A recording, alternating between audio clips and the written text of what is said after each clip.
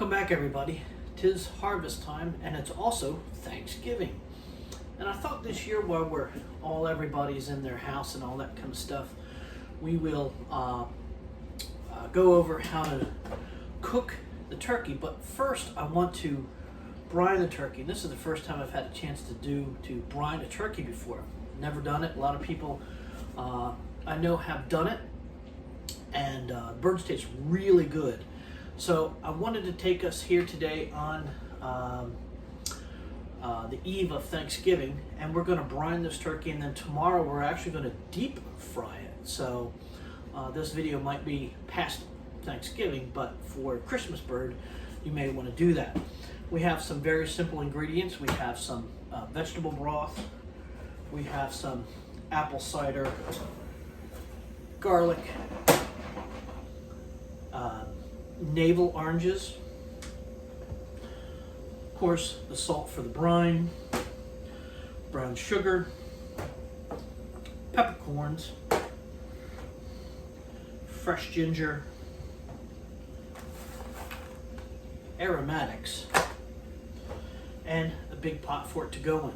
So we're going to put all of this together, and we're going to put it on the stove top and heat it up, make it into a nice solution so that we can put this lovely bird in the oven, in the refrigerator, and brine it for about 20 hours.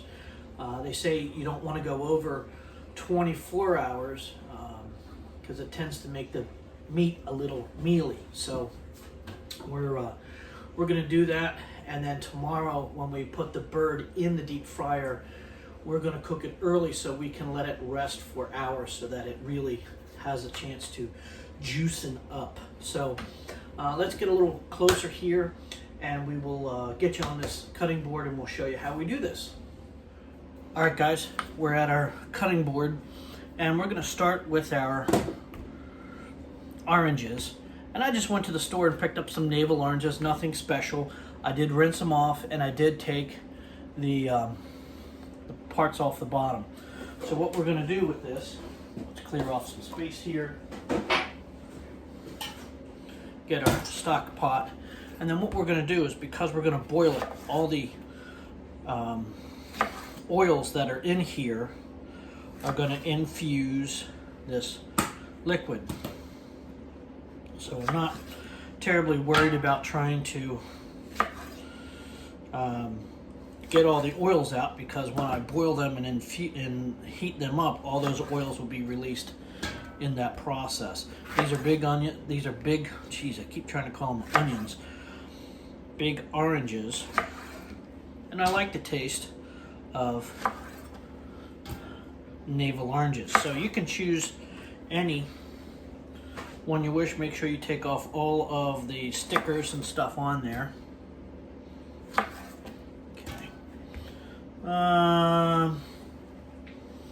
I think that's going to be enough. Okay, that's a lot of orange that's in there, so I'm going to leave these two to rest. Okay, I like the taste of fresh ginger, so I'm going to take a couple of the knobs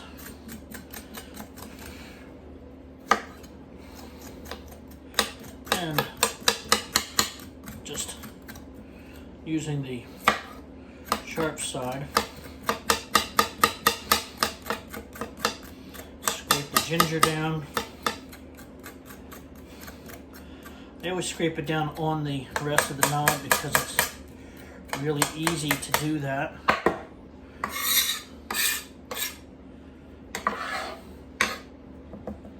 Alright, so I'll take this.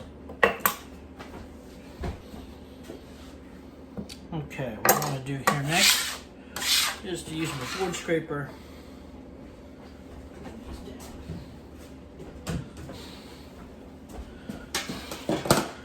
Alright, now that we have this,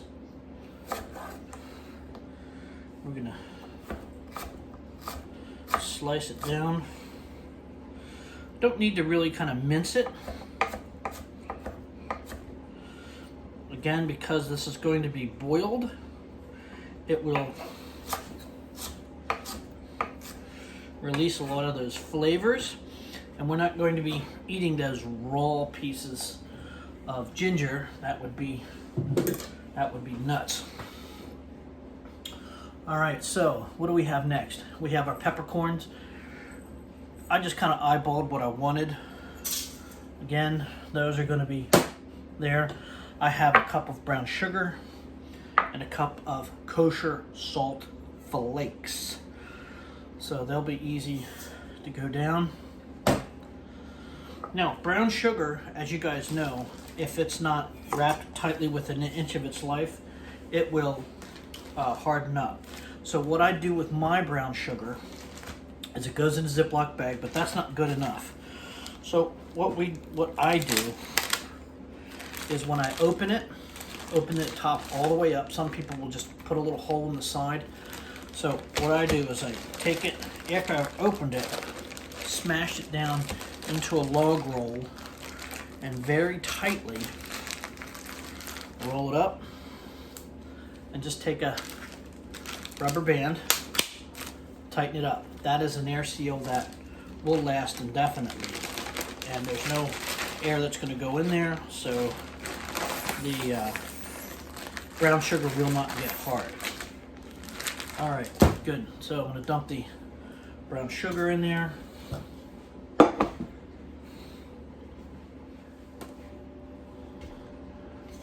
All right, so I got the brown sugar, the salt, the ginger.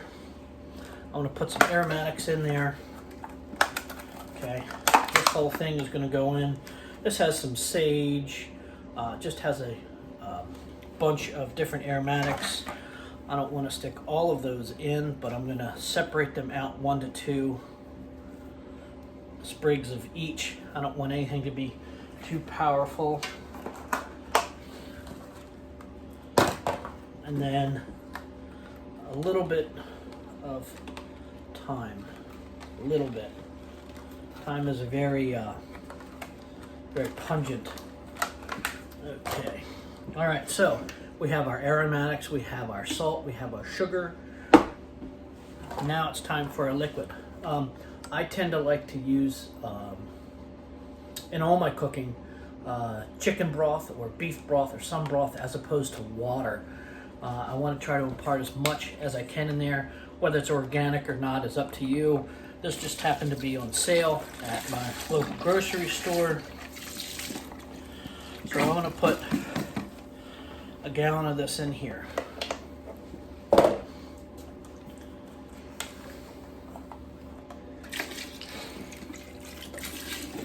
Now the whole point of this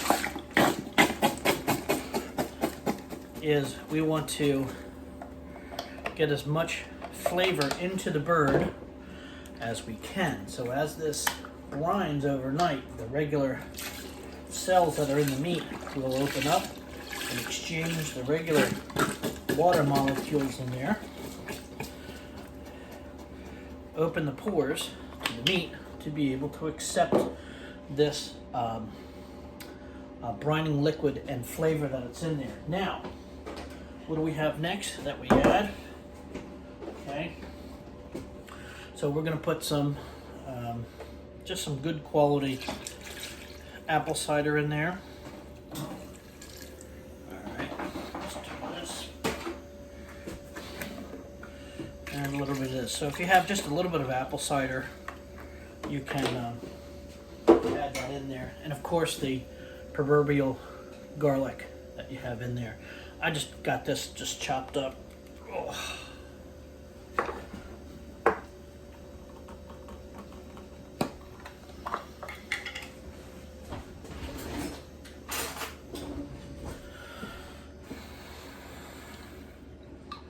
I'm just going to use about a little more. I don't want it too garlicky, but I do want that garlic flavor. Okay.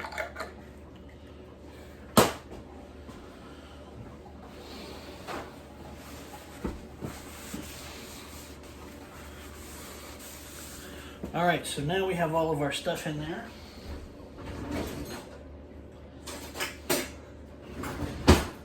We need to stir all this. And I'm going to heat infuse it, okay? because we have all of that stuff we need to cook out, we want to heat fuse it so that we break down those oranges. We want to release all those oils. We want to dissolve the sugar and the salt and the brine, and make sure that we've released all the flavor from those from that ginger. So let's go to the stovetop and let's get it rolling. All right, now that we have it on here, let's turn this on to high, and we will start to heat this up. And when it comes to a boil, we want to then chill it down with ice. So let's wait for that process now. All right, so while we're waiting for our brining liquid there to come up to temperature, I also forgot to add the lemon. So I put 2 lemons in there as well. So we have to now turn our attention to the turkey bird itself that we are going to brine. First, what I do is I rinse the bird down. If you'll notice in the packaging, when you cut it, there'll be a lot of liquid. They package this with a lot of liquid. So what we want to do when we deal with this is we want to take out all the organ meats. Okay, that's the heart, liver, the giblets, all of that stuff. So I don't want to brine those. And also in here, okay, is the turkey neck itself. Now the turkey neck is good for the gravy and the giblet gravy. So we're going to take those out. We don't want to brine those. We're going to pat it dry, and we're also going to take this pop-up timer out. Plastic doesn't taste good. Also, what holds these feet together, okay, is plastic, so we're going to remove that as well. Okay, so we take that out of the turkey bird. Good deal. All right, now we're going to kind of trim this up a little bit. That's a little nicer. Okay, so what we want to do is let's flap a skin. We want to take that off. Okay. We want to take this little flap out. Part of the. Okay. I'm going to take the winglets off because that's going to go into the turkey gravy. Okay.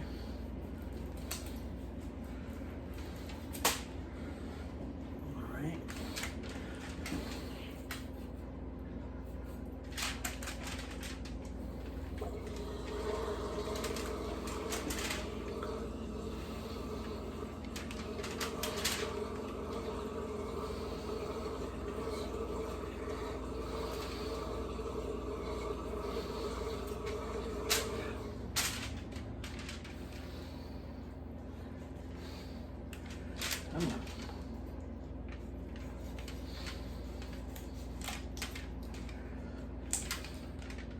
Thank you.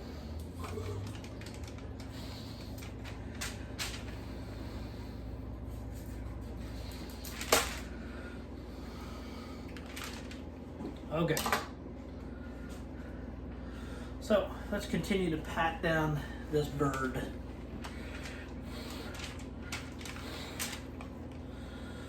Okay, we're all dry there. So what we're going to do is I'm going to put all the stuff that we have back in the refrigerator that we're going to use for our gravy, and we'll get all that squared away. And once we come back, we'll get to the brining process of this bird.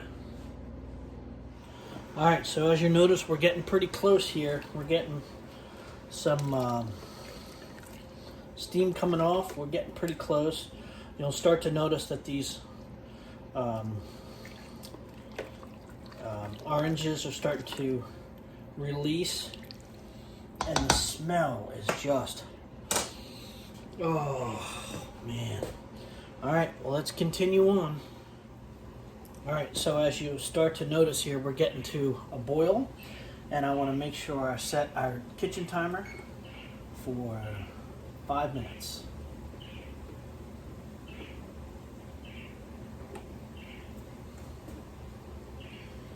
Now we're going to let this boil for 5 minutes so that we can take those oranges and the garlic and the lemon and all the stuff and infuse it, get all those oils out of there. You'll start to notice that these oranges will start to break down, okay? If you wish, you can aid by just kind of putting them up against the pot and smush them a little bit if you want. Some people will squeeze it, but heat always extracts everything.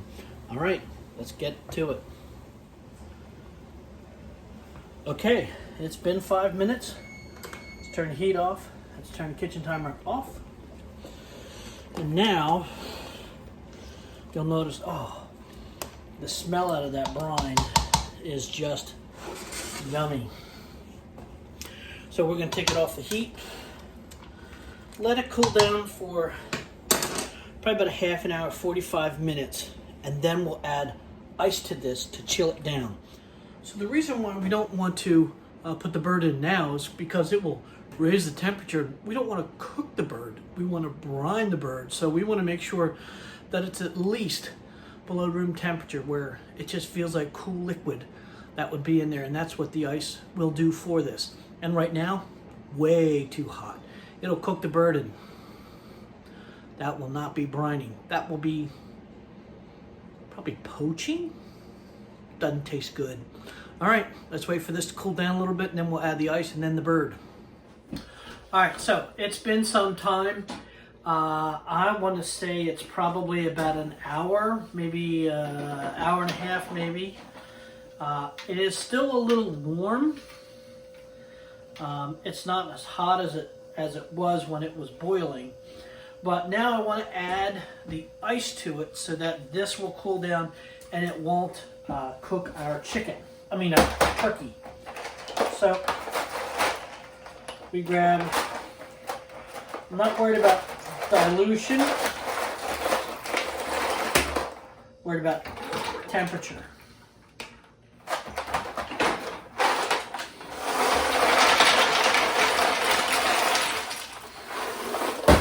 Cool deal. And now we can, yeah, there we go. The ice will melt down just a little bit. Oh, that's nice and cold now. It's exactly where I want it. Yeah, yep. Perfect. So, what we're going to do now, as you can start to see a little bit of the pot there starting to get a little cold, we'll take our dried and padded turkey out, put it in. Good deal. Nice and slow. I want that cavity to fill up. Good deal. Awesome. Yep.